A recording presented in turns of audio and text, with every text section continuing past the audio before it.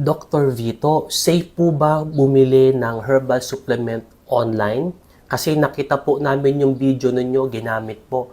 Napansin po namin yung video nyo, pinaltan po ng mga boses, pati po inedit po yung videos nyo po, no? So, ang masasabi ko po dyan, doon sa nakakita ng video ko, i-check nyo muna po yung sa FDA verification portal.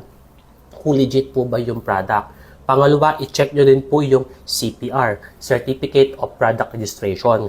Lalo kung nakita nyo po yung pinaltan po yung mga videos content. Nakikita rin po ako mga sikat na doktor po na napapaltan din po yung kanilang mga content.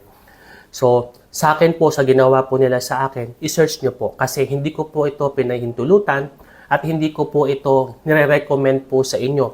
Dahil ang aming rekomendasyon, magpakonsulta kayo sa doktor na malapit sa inyo nang masagot po ano po bang nararamdaman.